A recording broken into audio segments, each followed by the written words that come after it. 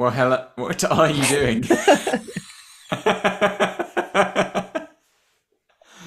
Oh, here we go again. Well, hello and welcome to the Shallow Proclamation. My name's Paul. That's Thomas. We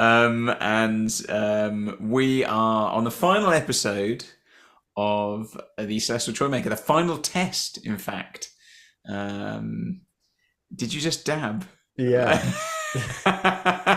2015 called. They want their playground trend back. I'm just going to go flip a bottle, all right? Yeah. Careful, soon I'll be doing the Harlem Shake. Oh, well, that's a blast from the past right there. Hi, hello, followers of the Shallow Proclamation. This is my ALS Ice Bucket Challenge.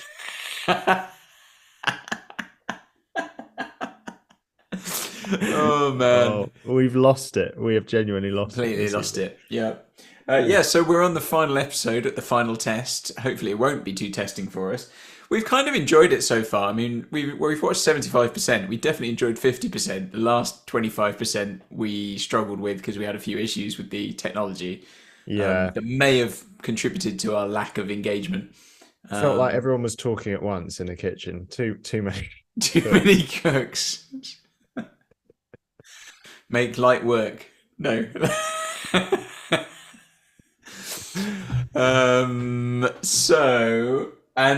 This is actually an episode that moves.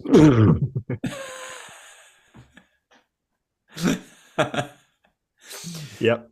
So real moving things. So as always, let us know what you think of the Social Toymaker. Is it, as my dad claims, a stone cold classic, or is it a load of old tripe, as a lot of Doctor Who fans seem to believe?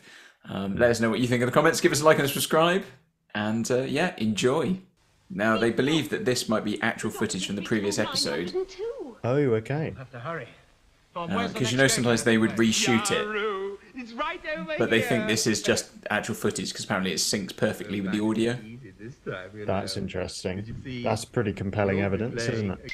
Yeah, it kind of looks exactly like the Recon in a way.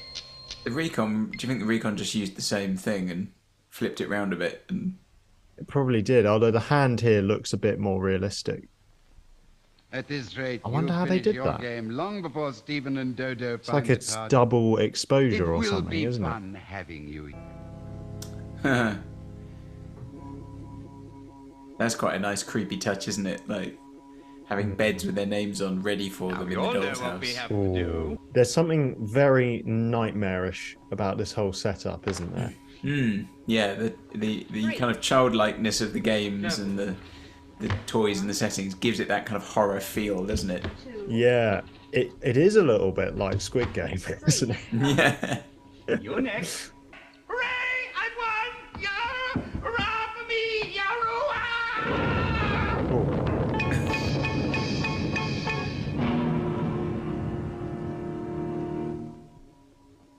Ooh, crumbs. Oh, wowza. Quite graphic. No. Oh, we've won, Stephen! Oh, come on now. I told you about the powder. Now Careful. take it easy. We mustn't lose now. There's a reason the Dodo died out. I offer you power. Power to corrupt, to destroy. Think of the exhilaration of that power. Serve me and live. Never! If we destroy the Toymaker, we destroy this world. Well, is that bad? Surely that's a good thing. This is really a very sad place. I don't think neither of you understand. As the games are over and won by us, everything outside the TARDIS disappears. And if we are there, we disappear also. But we have won and it hasn't happened yet. But it will, my dear, the moment I go out there and make the final move of the trilogic game. Why doesn't he just let us go? He can't want to be destroyed. No, he won't be. But if everything disappears, why not him? If the Toymaker loses the game, his world will vanish. But he has the power to build a new one. How? The Toymaker is immortal. He's lasted for thousands of years. Very occasionally, of course, he loses a game and then he has to pay the price. That price is the loss of his world? Yes, but he himself is not destroyed. He goes on forever. So we can't leave. There must be a way. Go from move 1023. Master switch!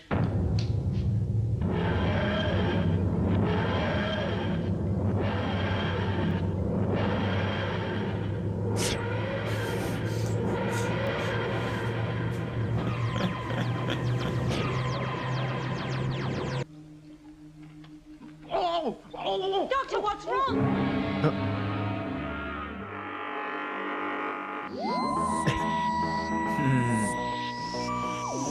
So there we go. That's the Celestial Toymaker done.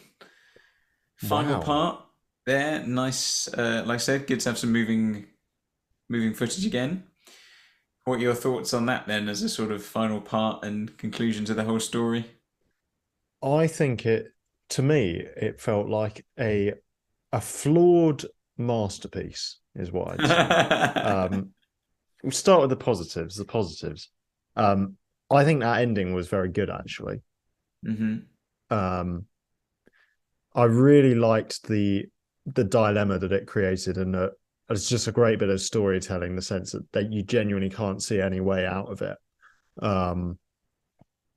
And that bit when the Toymaker said to the Doctor, you know, I can give you all this power to destroy and corrupt if you'll just serve me. It was quite reminiscent of Jesus in the wilderness, actually, wasn't it? With Satan saying that.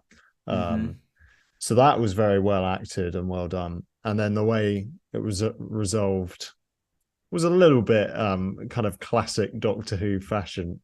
Reverse the polarity. Hey, you sorted it. But it still kind of paid off quite nicely. I love the idea that the Toymaker is still out there, which perfectly, like, you can see why it would be a perfect character to bring back, which is what people are speculating, isn't it, with Neil Patrick Harris and stuff. Because, well, I guess that kind of spoils it ever so slightly for me, but I'm guessing he doesn't return at any other point in the classic era. No, he was due to return in a season in the Colin Baker era, but then there's a period in the 80s where Doctor Who kind of gets put on hiatus for like a time, and so the season that was planned got scrapped, and when they came back, they ended up doing something else instead. So I think it was called like the Nightmare Fair or something like that. I think Big Finish actually made an audio version of it in the end, but it never made it to screen. So no, the Toymaker's never returned in the official, like, on the telly. He's been in the comics and things, but yeah, he's a good character for that kind of thing, because he has this, you know, the sense of being an immortal character who can never really be destroyed, but just keeps going, and he's a bit of a trickster. And, you know, there's a nice, that idea that you can win, but, you know, to win you have to lose. You know, by basically destroying yourself. So he's a bad loser. He's a bad loser, as he said. The best thing about it, in a way, is his character, isn't it? He's the most interesting thing about it. Some of the less some of the downsides of the story are perhaps just I think part 3 was the weakest.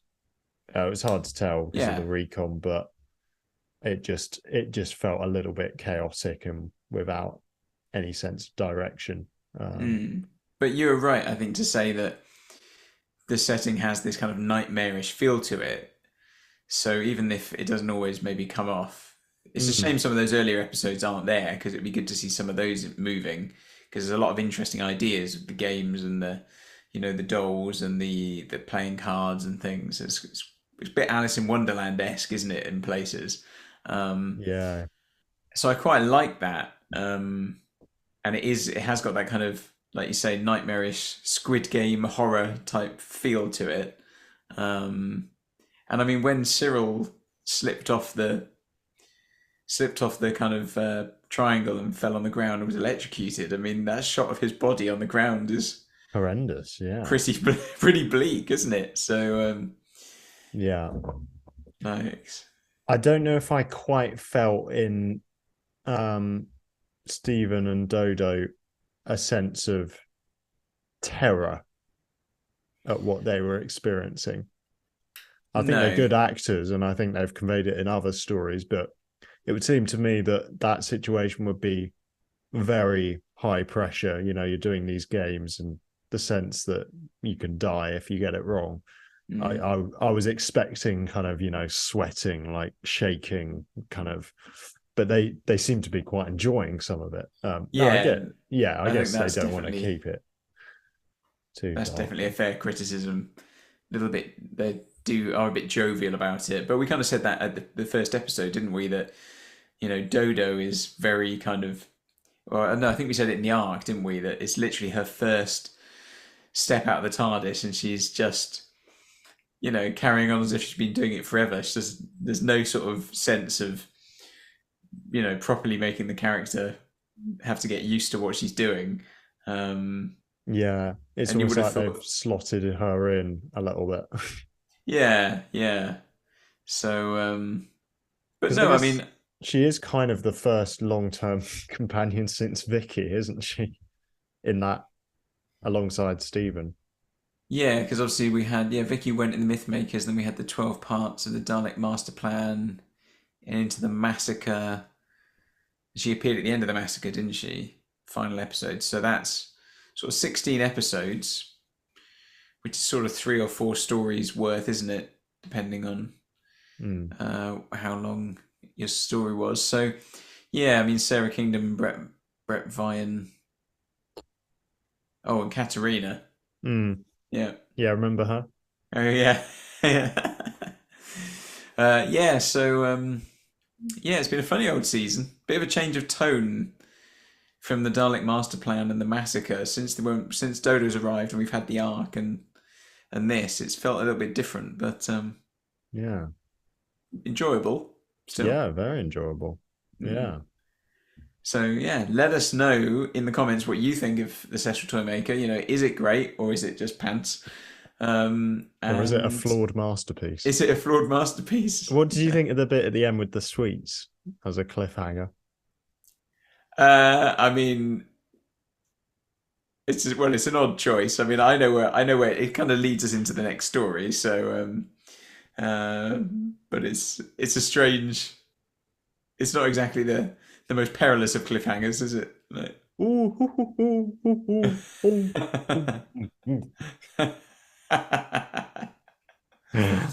yeah. So anyway, I thought Hartnell did shine in that final episode, though.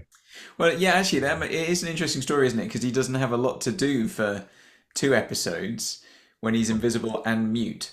So, I mean, obviously he was on holiday, I think, in real life as well, so that he wasn't going to be doing a lot. But yeah, it's good when he turns up and, how he's able to kind of defeat the Toymaker and, you know, his little bit of charm that he has with his kind of little laugh at things. And also, I mean, it's the first. We may have said this in the first episode. Is it the first time that we've had where he's met someone like an enemy, and there's almost like a history there already. He knows who he is, doesn't he? Yeah, I mean, obviously we've had historicals where he's aware of the history, but that's a little bit different. Here we've got a kind of a different type of figure, but somehow the Doctor is aware of him and knows him. And I can't remember if in the first episode there was a suggestion that he'd played against him before, or whether he just was aware of him. So, but that's quite a nice touch, and that gives it that probably ups the stakes slightly. You know, that this is a figure who is almost insurmountable in some ways. Whatever you do. So, yeah.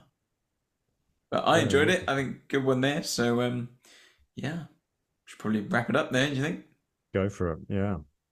Cool. All right, everybody. Let us know what you think, and we'll catch you next time for the Gunfighters. Take care. Bye-bye. Goodbye.